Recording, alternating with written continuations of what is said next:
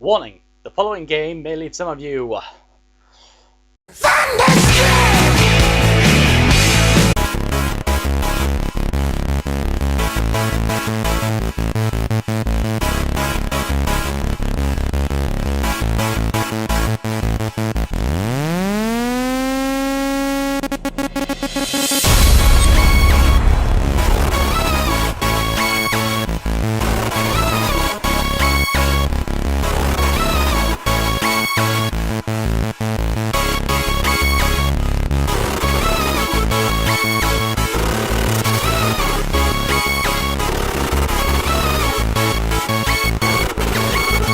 Hello YouTube, I'm Darkest101 and welcome to the Darkest101 Review. I guess it's time to review inFAMOUS 2 then. The open endings to inFAMOUS continue in this, the second installment. Cole McGrath is back and the choices get bigger, more intense and shape his inevitable battle with the Beast. The powers are more varied, stronger, and Sucker Punch takes the powerhouse that was Cole in the previous game and turn him into a one-man army on par with Kratos. A storm is coming and Cole McGrath is the cause. Let's begin. This game looks 1,000 times better than the previous one, the facial animations alone taking this game above and beyond the original inFAMOUS game. The original game had in-game cutscenes, sure, but they were few and far between. This one definitely has a more cinematic approach and brings us even closer to the people in the game. Before it felt like Cole was talking to a bunch of NPCs that appeared a lot. Now, however, it feels more like these are actual characters.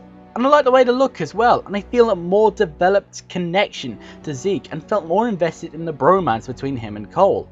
Before characters of Cole weren't given very much time to develop a really solid personality, and even Cole himself seemed rather one-note, which I suppose made it easier to manipulate him through different karmic choices, but also made him kind of a bland character. Now it feels like these characters are more colourful, more alive and have better interactions between each other. It's like in the Sly series. In Sly Raccoon, Sly was a bit bland and Bentley and Murray weren't given enough time to develop their own solid personalities. But in the second one that all changed. And speaking of Sly, it appears that Sucker Punch has got its sense of humour back, which is a fucking godsend. inFAMOUS was very gritty and hard hitting a lot of the time.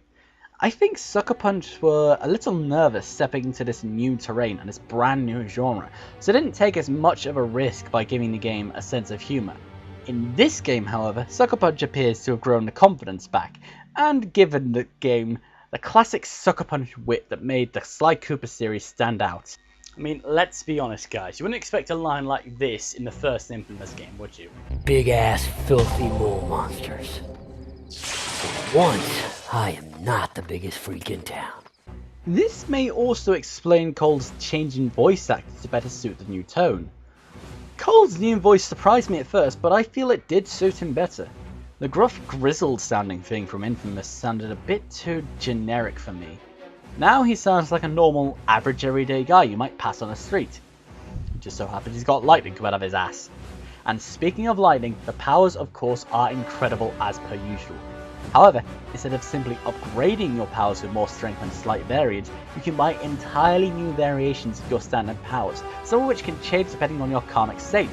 Not only this, but you're given 4 ionic powers to play with. These are the equivalent of the lightning strike in the first game. The Ionic Vortex, the Ionic Freeze, the Ionic Drain, and of course, the Ionic Storm. These powers don't rely on electricity, however, but rather on ionic charges you collect from nearby enemies, meaning you can't simply spam one attack, run over to the nearest power box, drain it, and spam the attack again. Karma's a bitch. I get it. Not only are the powers improved though, but the melee is amped up as well.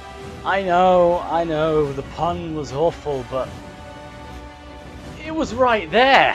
It was made streamlined, making it easier to kick the crap out of enemies, and the use of Cole's new melee weapon, the Amp, makes it that much more satisfying when they crack enemies' skulls against the concrete. And speaking of enemies, the bad guys are more varied in this game too. Instead of 3 gangs with different powers, we're now pitted against straight up militia, mutant monsters and frozen conduit mercenaries. Side missions again return in this game, and sometimes they're a bit repetitive, but some of them have stories branching across multiple missions.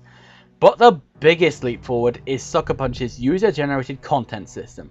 This is inFAMOUS 2's online feature, and honestly, it's brilliant. Anyone can do anything. and this therefore makes the number of missions in Infamous 2 infinite. However, not only can you do side missions to gain karma, there are randomly spawning karmic opportunities that can give you either good or bad karma. These aren't missions or anything, they just appear and you can either decide to be a hero and say defuse a bomb, or the villain and kick the crap out of a bunch of protesters calling God's wrath on your head. Personally, if I wasn't going for good karma most of the time, I would just kick the crap out of every processor I saw. Take that for having an opinion!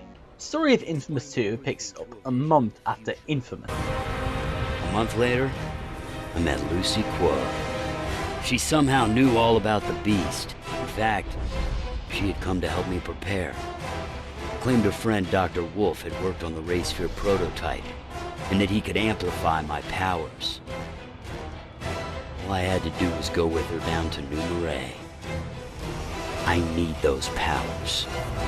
The beast is coming, and I will be ready. As Cole and Zeke are about to leave Empire City with Quo, the beast makes his sudden appearance. Cole attempts to destroy the beast using all the powers acquired over the course of the previous game, but he inevitably fails. Thus, travelling down to New Marais to meet with Dr. Wolf, Cole and the others quickly learn that the town has since been taken over by redneck militia. Oh, hallelujah! The Bible bashers are in charge! Why do I get the feeling I'm gonna fucking hate this? Despite this interference, however, Cole still manages to meet with Dr. Wolf. My God, you look just the same. Same as who? Kessler, the man who gave you your powers. I know who Kessler is. At the beginning, we were friends. He told me all about his plans for you. And the beast. Well, then you know I failed. I couldn't stop it. Empire City is gone. Yes, and it won't stop it. Unless you expand your abilities. Become powerful enough to use this. Another Ray Sphere. No. Ray Field Inhibitor. I call it the RFI. Think of it as an anti-Ray Sphere. So instead of giving powers, he takes them away. Precisely. With that device, you can combat the beast. Subtract his abilities. Keep it safe. Yeah. What about this? Blast cores. They power the RFI. They're batteries for the same energy that fuels all genetic mutation. Pass a current through it, and its energy will release into the nearest conduit. Whoa, so this is gonna make me stronger. Oh, Lord, yes, and that's just the first. Together we will defeat the beast. Oh, enough of the pep talk, Wolf. Let's do this.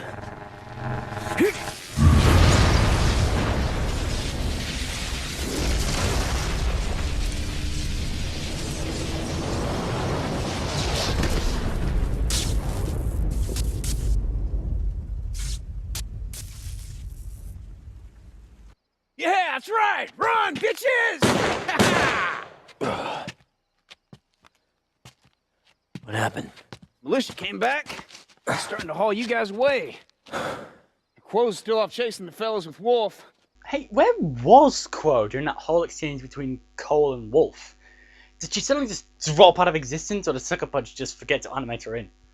To be honest, I forget she's there half the time, so I can't blame them. In their efforts to track down where the militia are keeping Dr. Wolf, Cole attends a rally hosted by Joseph Bertrand III, leader of the militia. Now, as we're talking about the militia and what they stand for, I get why Sucker Punch couldn't just make their flag the Confederate flag, but let's be honest, we all know that's what they stand for. We're in the South, the Hicks are being the Hicks, and I'm pretty sure a Gator is just gonna snatch the amp right from Cole's grasp along with his hand, turning him into Captain Hook from fucking Peter Pan.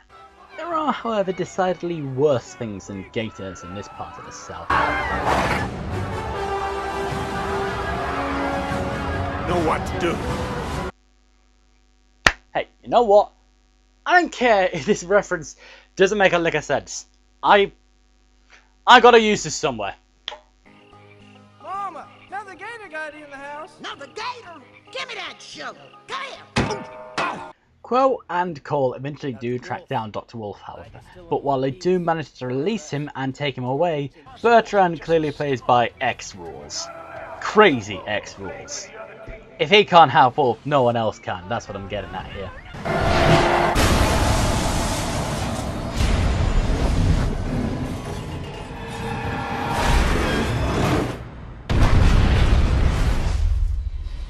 pain of impact. God, it was like a small death. Couldn't do a damn thing as the militia carried Quo away, but at least she was alive. Wolf, he was gone. And without him to guide me to more blast cores, I won't be far behind. Hell, at that point, just crawling my way into the storm drain was a trial. That thing from Empire City, I can feel it. It's coming for me. Now I got no way to fight back. Though Cole may be feeling down and out, he perks up when Zeke believes he's found out where Quo may be hiding. However, when he goes to investigate, it's not Quo he's met with. Where'd you get that? Off one of these fools. I thought it was kind of pretty. Wow. You like pretty? I think I just figured out why most people went for evil karma in this game.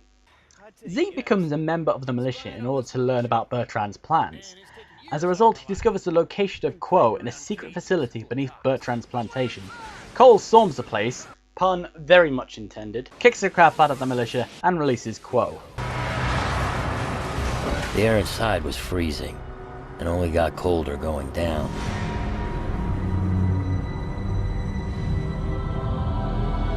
Quo was easy to spot, but hard to look at. Bertrand had bled her dry and filled her up again with God knows what. Getting the restraints off, that was easy. Nothing 20,000 volts couldn't handle. But walking away, I don't know. I got the feeling maybe I'd overdone it a little.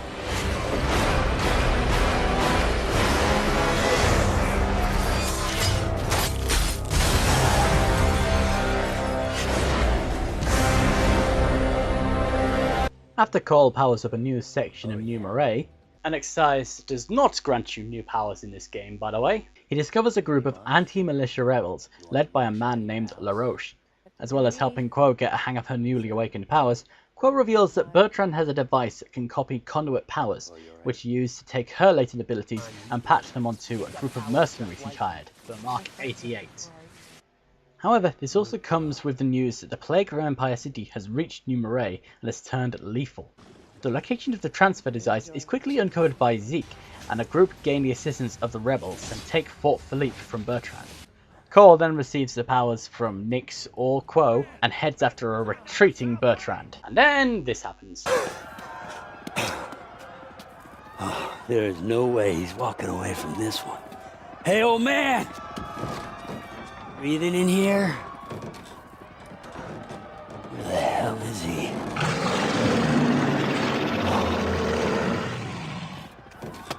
What the hell? He did the monster mash. It was a graveyard smash. It caught on in a flash. He did the monster mash. The behemoth is dispatched with, and it's revealed that Bertrand himself is a conduit, and his power is that he could transform into that giant maggot thing. Cool. Cole follows him to a section of New Marais called Floodtown, which the ice conduit Vermark 88 have quickly taken to. Cole and the others discover Bertrand's connection to the swamp monsters as their creator. Exposing Bertrand to New Marais, the malicious influence decreases dramatically, and Zeke manages to get a hold of... well... there's really no way of saying this. Zeke gets a fucking nuke from the militia! Oh, yeah, sure. Give the rednecks a fucking nuke. What's the worst that can happen? Anyway, Cole and Zeke fire the nuke at the beast. Run! Everyone to Vault 101! Fallout 3 is canon! However, the beast simply eats up the nuke, pulls itself back together, and races off around New Marais.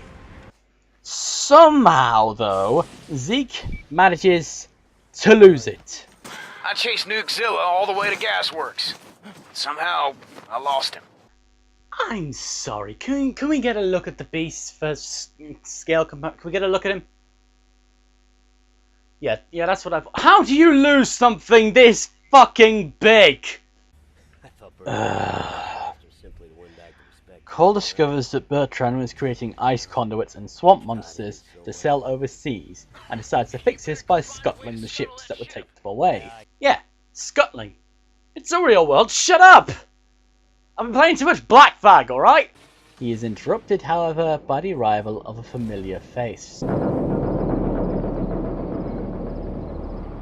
What the hell? It's good to see you, McGrath. Didn't you die? I think of Amy, Zeke, and I hit that sphere with everything I've got. But something goes wrong. The race field cracks open, creating a vortex of energy. John's pulled in, and it tears him apart. And I run.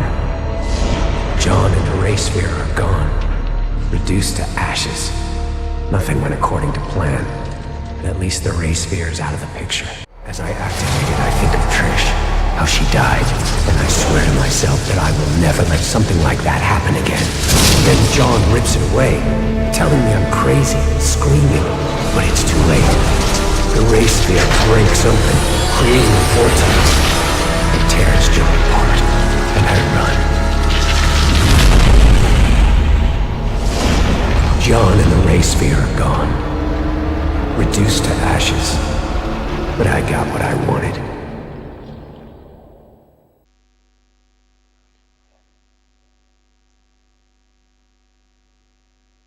Yeah, you died!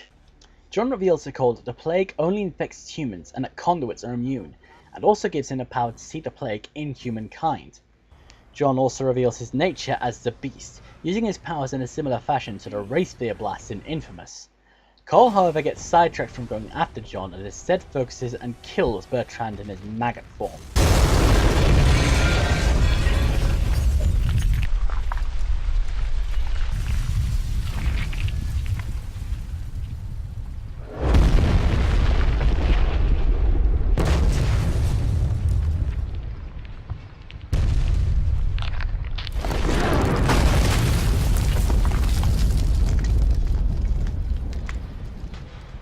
Happy now, Bertrand? Not a conduit anymore. When Zeke calls Cole up with the location of the final blast core, Cole discovers something very dark. And I can use the RFI. Hey. I'm fine. Hey. You see. Jesus. Why didn't you tell me, Zeke? Oh, fuck you, Sucker Punch. Not now. You can't do that to Zeke now. Oh, and before I forget, kudos. That twist there. Well set up. You know, I was playing this mission with Steam, and bearing in mind, he doesn't have a PS3, so he hasn't got to know any of the characters in inFAMOUS nearly as well as any PS3 gamer. And even he was like, fuck you, Sucker Punch. So that just shows how much of an impact the bromance actually has. It does actually feel like a genuine friendship, and to see that put in jeopardy and Zeke in some sort of serious moral peril is very effective. Well done, Sucker Punch, but still, fuck you. Now, the mission, the final blast core. Oh fuck yes, this mission is badass. A storm has arrived as Cole chases down the ice conduits with the final blast core. And seeing as though Cole is supercharged with lightning, you can recharge whenever, wherever you want. Not only with electricity, but any ionic charges you need are recharged whenever you need to pick me up. You are, for all intents and purposes, for this mission only, fucking untouchable. This, honestly, truly, is the only time in inFAMOUS 2 I actually felt like a god. Cole sparks up the last blast core, gains the power needed to use the RFI, and makes a little speech. Now, the thing is, on Darkest101 Reviews, I normally don't do, like, have a spoiler warning. I'll give you guys a straight up review of the game from start to finish, movie, TV show, whatever. Give you a straight up review, start to finish. I don't care about spoilers. I feel like you guys need to know what's going on. But if you haven't played inFAMOUS 2, I strongly recommend you skip the ending bit. There will be a time at the bottom of the video, like here or somewhere, that will tell you where to go, so you don't spoil the endings for yourself, because I honestly believe that if you've not played Infamous 2, they are seriously worth it. I don't want to cheat you guys out of that. I want you to have the same experience I did. So play the game first, and then you see why I did this. So I'm going to give you a couple of seconds. Okay, endings. Listen, things aren't as cut and dry as we thought. It turns out the Beast is someone I knew, a conduit named John White. John is alive? Yeah. But listen, what he's doing isn't mass murder. He's using his powers like a ray sphere, activating potential conduits, curing them of the plague. But he's killing people that aren't lucky enough to be conduits. He asked me to help him, Zeke. Help? Your pal just killed all my babies. I know. Then do something about it, Cole. We are.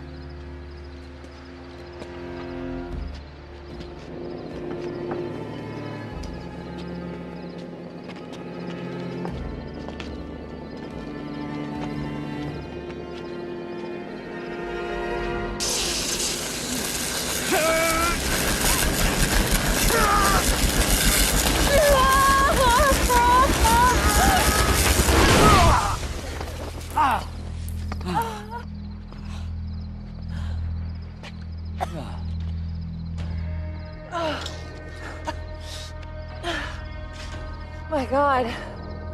I was dying, I could feel it. It didn't even fire off. It wasn't even fully charged. What the hell did you do, Zeke? What was I supposed to do? Is it broken? I don't know. Let me take a look. Wolf, he knew this was gonna happen. He was setting me up to die. Well, I didn't know about this. If I use that thing, it's going to kill us. Kill all conduits, not just the Beast. I'll die if you don't. So will millions of others. Zeke, we don't know that the RFI will cure the plague. John's method works. I've seen it. He might be the only way that anyone lives through this. I don't care what happens to me. All I care about is that the Beast dies. You need to make a decision right now. Are you gonna kill the Beast? Be a man of your word. Look, John's plan is not pretty. It's not. But it's right. The conduits are immune to the plague. He needs to make as many as he can before more of the sick die. Think about that. In a surprising twist, Quo's logic sees the only way anyone survives the plague is with the Beast, and Nyx, furious after the Beast killed the swamp creatures she had made her own, wants to see it destroyed. The choice? Fill the destiny set out for you by Dr. Wolf and save humanity at the cost of your own life and the lives of every other conduit, or reject the RFI, turn your back on humanity and trigger an evolutionary jump from humans to conduits. Both endings will most likely make those who cry at sad moments cry like a motherfucking bitch. I figured I'd go in my order and start with the good karma ending. There isn't really that much to say here. Aside from this is the canonical ending for Infamous 2. Cole charges the RFI, Nyx sacrifices herself to save Cole, Quo says she's sorry, Cole kicks crap out of the Beast and triggers the device, with the final cutscene being narrated by Zeke, and a touching bromance farewell.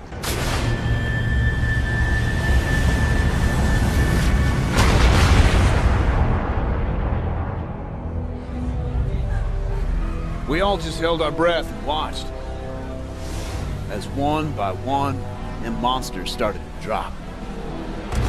Yeah, that RFI worked all right.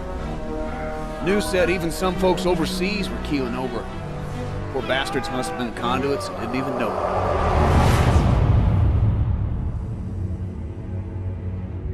But it was worth it.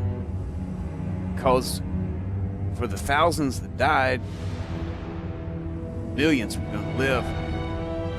The plague, man, it was just gone. I could already hear people starting to party, just celebrating being alive. I thought my friend was gonna go down as an unsung hero. But here in New Marais, they knew what he had done for them. Who'd have guessed that the demon of Empire City would become the patron saint of New Marais?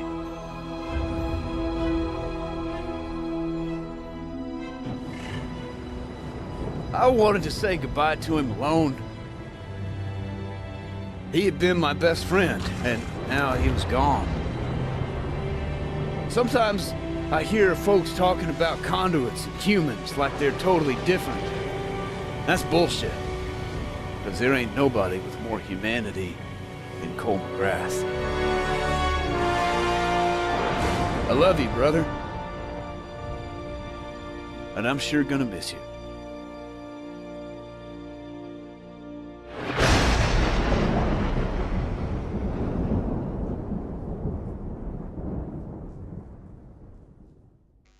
The negative karma ending, however, will make you bawl your eyes out.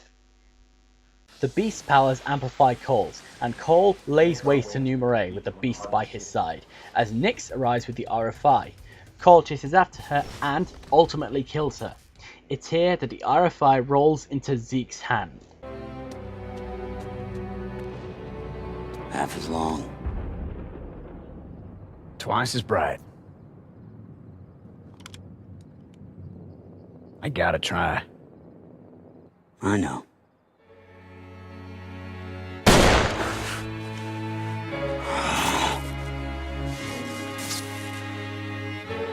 Oh. Oh, fuck you, sucker. That is cold, Sucker Punch. That is fucking cold. Okay, Sucker Punch, I get it. You want us to get rid of the last ties Cole has to his humanity, but... really? You're going to make us kill the best friend we've had throughout both of these games, and you're going to make us do it for a quick time event. That is fucking cold. So, yeah. Cole kills Zeke, breaks the RFI, and John gives him his powers before Cole continues his quest as the Beast. John transferred his powers into me and then he just let go. The blast was devastating, but worth it. New conduits had been activated, all of them healed of the plague. We said goodbye to our old lives and got to work mastering our new abilities. There was a job to do. Millions were still infected, and all of them would die within weeks.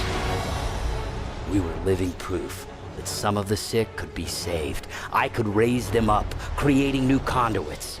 Sure, the odds were only 1 in 1,000, but it was better than nothing. Of course, the rest of the world didn't agree, reacting in the only way they knew how.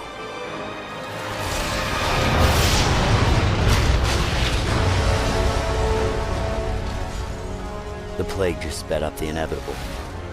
An evolutionary jump. Humanity giving way to conduits. I'd been given powers to save the world from this change. But now I stand at its center. I have become the Beast.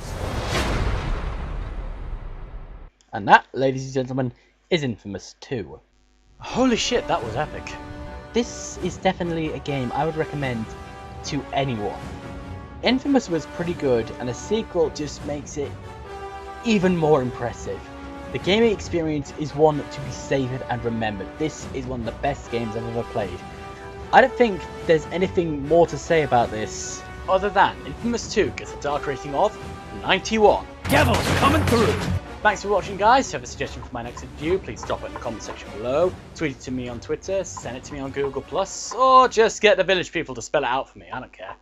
But as always, I've been Darkest101. You've been watching Darkest101 Reviews. Thanks for watching. Good night, YouTube.